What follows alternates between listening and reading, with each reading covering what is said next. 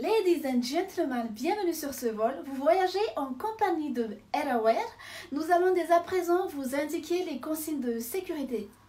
Tout d'abord, fa tompoko tong korotamby itony ka tsy afaka mba atao amin'ny teny gasy fa tsy azony aloha sao dia efa hoe mitenonareo amin'ny soaty zay mbola variana makasary zay nga hoe manambola dia hoe miteny vazaha tatu dia ataontsika teny gasy vararaka be ary tia tompo klasy tompo vavy teneno akaikinao hoe masina ny tanindrazana tonga soa atao anatin'izao zotra fitaterana anabakabaka Air-Aware zao. Air peut-être izy teo aloha fa boka trosa be anankiray dia novaintsika ny anarany dia ohatran'ny mba hoe tsaratsara kosa ny zao amin'ilay hoe Air-Aware dia ohatran'ny hoe tsy manana trosa zany santsika zao. Zany zao no lala eme aminy zany no test de l'air-nareo raha dika amin'ny teny tsotra izy dia ohatran'ny hoe serveuse aty amin'ny abakabaka ary miaraka amintsika zany zao pilotsika dia secret du peuple tsy manao inino raha tsy tiafany tsy miatsika io raha tazina horakoraka be.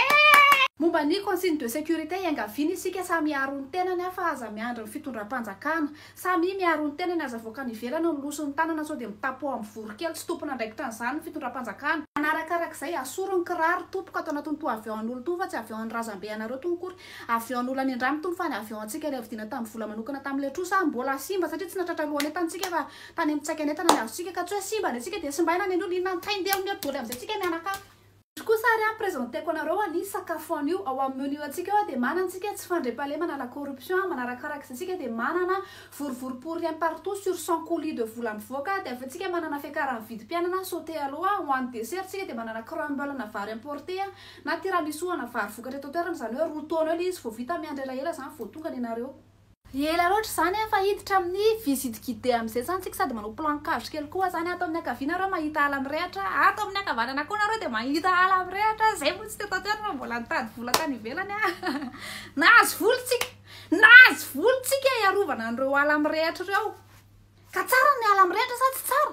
Tsy tsara fa nahazo volontsika tsikarotrinareo dia tsy amin'ny ilany ankavia koa misy EPP anankiray dia afaka 10 kilometatra indray fa misy EPP dia EPP anankiray mpampianatra anankiray ny ao anatin'io satria raha mianatra daholo ny olona dia mahatakatra hoe ilaina ny ala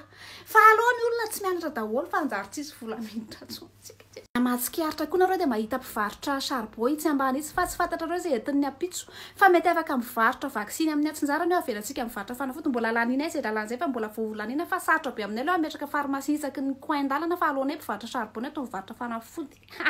Surprise kely zay manao akanjo karana atao anatin'ity avion mpitaterana malagasy ty tsy mandofy re bojo mandeha bojo fa maranana i voyage guidé atsika raha ohatra ka hoe sitraka reo raha tena tianareo ny voyage tsika dia misy satroka mandehandeha zany iny mba manao cotisation manao pligapliga ny cagnotte ledri zany tsika amerenana ny trosa atsika trosa mihevosa raha misy aminareo zany manana an'ilay 3.70 kilao ilay volamena dia tena raisina tanandroa zany ilayntsika iny amerenana trosa raha tsy zany tsika dia voka trosa eto hatramin'ny fiaviany